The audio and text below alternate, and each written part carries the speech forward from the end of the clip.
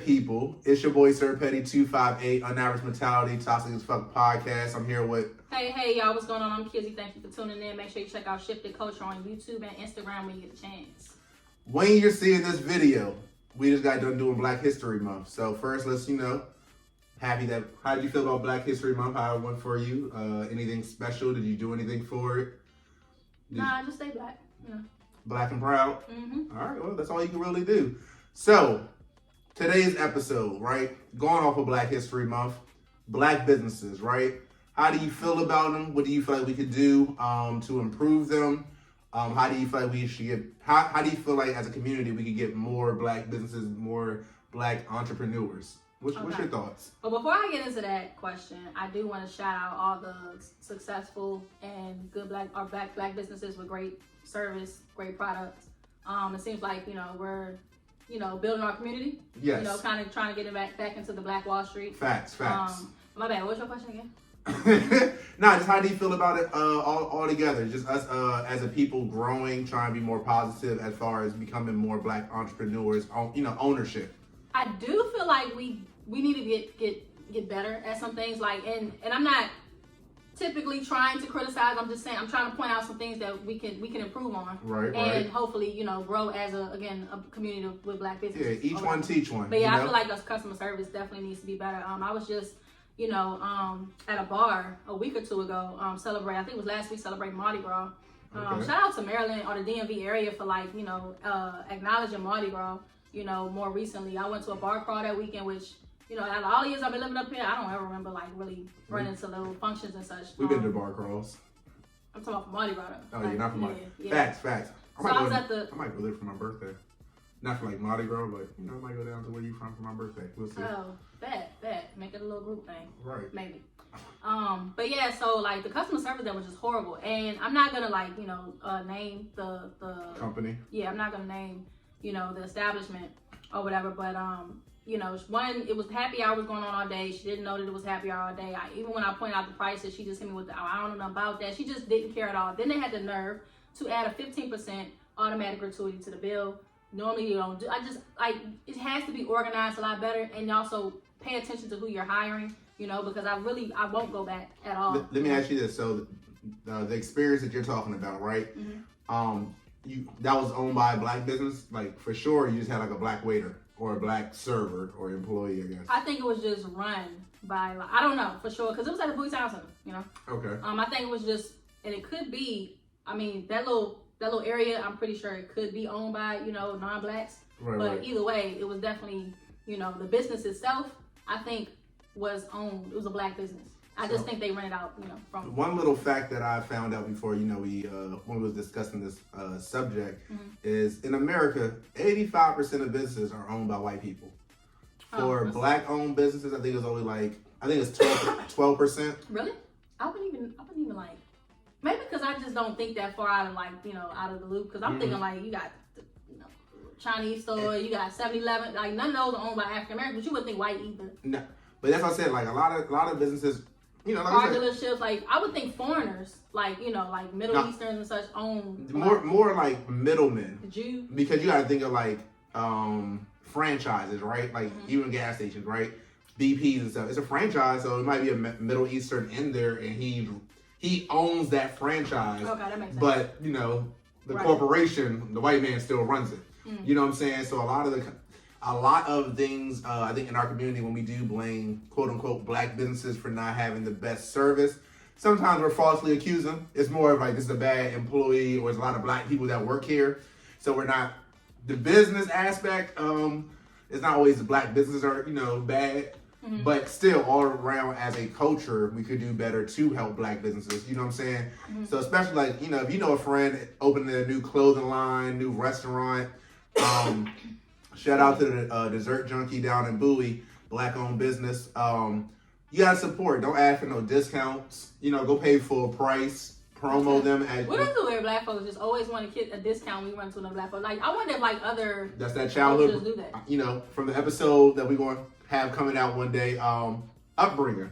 Mm-hmm. You know what I'm saying? Hey, we used to come from a more impoverished neighborhoods, not having the money like that. So the whole borrowing or trying to quote unquote get over on stuff was survival tactics. Yeah, it's just messed up though, cause like you see people who really got it. You know what I'm saying? That's kind of like we used to work at the grocery store, and you would see people come through the line paying with Hey, hold on.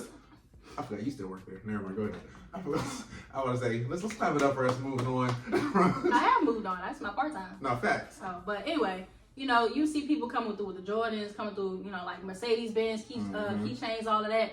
But then they pull out like, or they might be stealing. And I'm just like, or they live at home with their mothers. I hate niggas like that, yo. I hate niggas like seeing like just because your mom won't let you back home. Son, I hate seeing Don't niggas hate with on like everybody red. else who have that opportunity. You ever seen like niggas like red bottoms on the bus?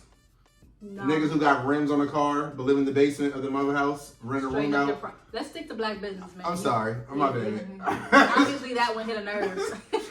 But that still goes back to like the whole like discount. Like I said, supporting, right?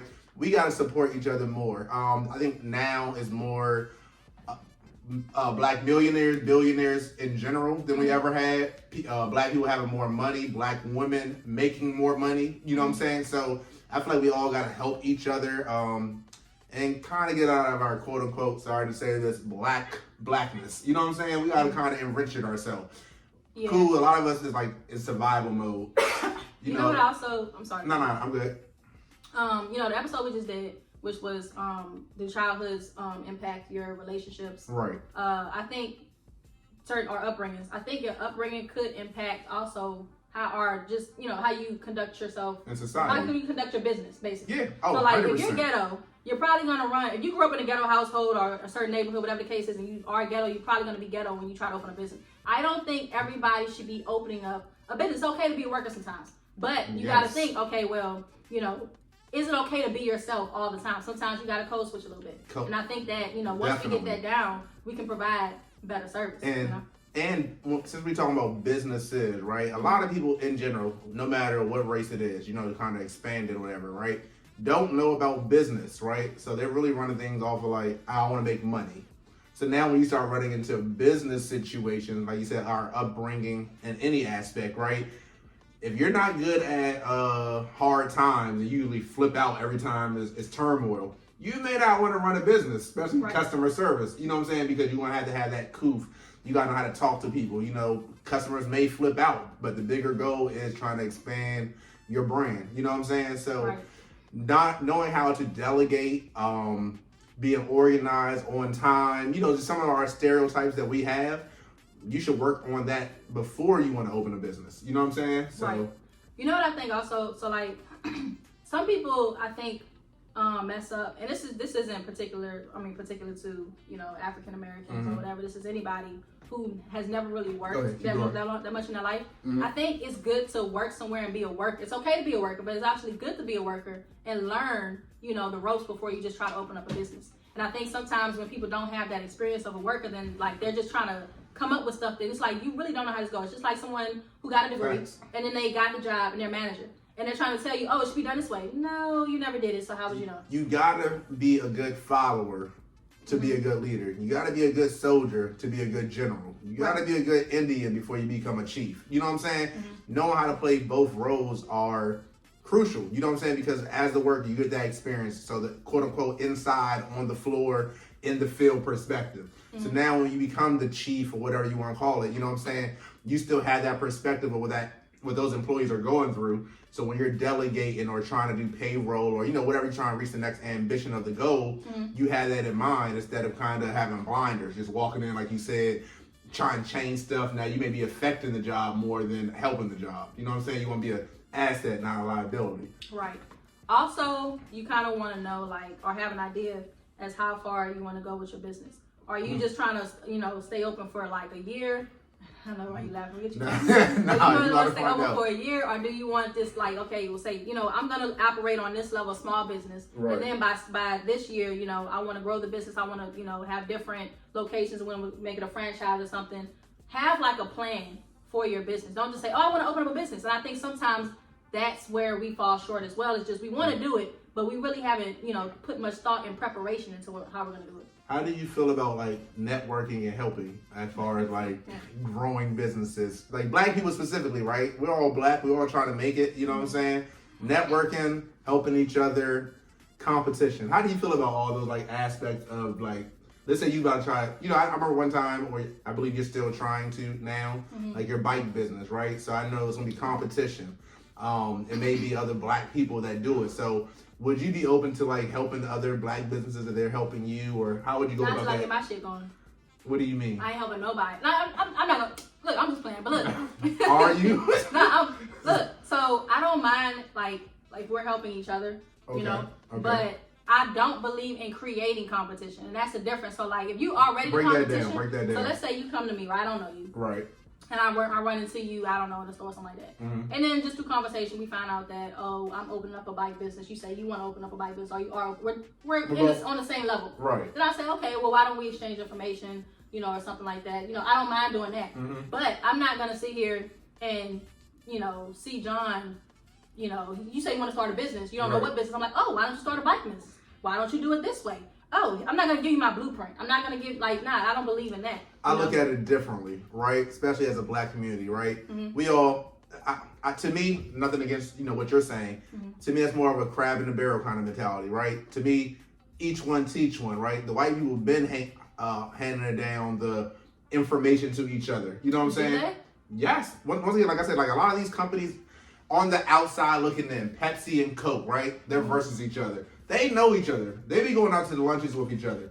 Like, even like presidents, right? Presidents here, Ukraine over there, right? Eventually, these people still know each other. They still have to network for the greater good of their businesses. 'Cause, it's all around, right? So I believe more in like collaborations, right? To an extent. Don't listen to him. Yeah. Somebody's going to steal your ideas. It's an extent to everything. But once again, to me, that's more of a confidence level, right? If you feel like you the shit, ain't nobody gonna feel like you gonna feel like some. There's nothing in the world to make me feel like somebody's gonna be better than me if I know what I can do for myself. Me personally, everybody don't have the confidence that I have, right?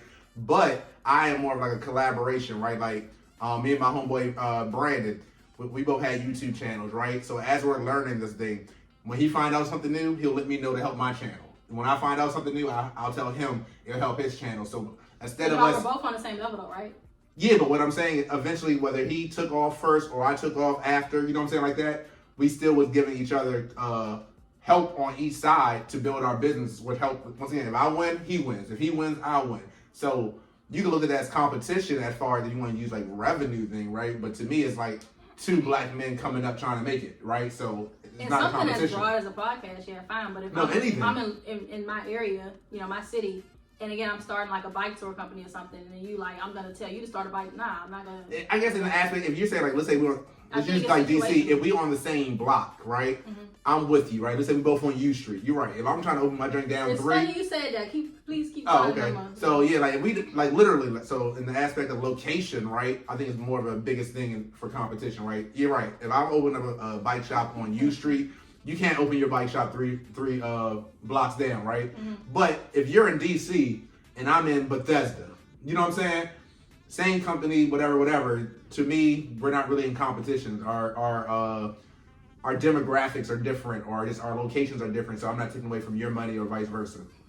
What are you laughing at? What's It's funny because you was like, you on the block. And when you said that, I was like, hustlers do not be sitting here like, hey man, why don't you do it this way? They don't do that. No, you do, because they do. All right, watch this. Like, even if you ever watch like something like The Wire, right? It's the whole split, 60-40, right? Once again, we'll make more money together than everybody trying to do it individually. Because my network is your network is mine. So if I know 10 people, right? You know 10 people. We now both got 20 people. Instead of us both trying to work with 10 people, now we can just come together and double it up. Either way, to me, I'm more of a collaboration person.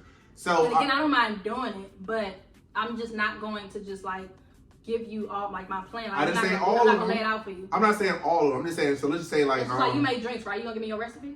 No, but I would tell you. All right, so let's use it. I make drinks, right? I'm not gonna give you my recipe, but I'm gonna say, hey, go to this liquor store because it's a little bit. Hey, it's $2 cheaper over here than Walmart. You know what I'm saying, or something like that. So I'm not saying I'm giving you my recipe, but hey, let me help you help. You're helping me save money. That's fine. Now watch this. Now when I'm not hoping, but I believe in reciprocity. Karma is gonna come back. Hey, you might be out one day. hey, Jonathan, we got these bottles. You know, Costco have these bottles on sale, just to let you know. You know, something small like that. It ain't got to be I too don't mind deep. the small stuff. I'm just saying, like. But that's what I'm saying. Like, you cutting it off. You don't even see. You got to see what it is first instead of having an expectation of what the person. Because once again, about giving is you don't expect nothing back. You sort of just give it out and hope if it come back, it come back. But that's just me. Like, you know what I'm saying?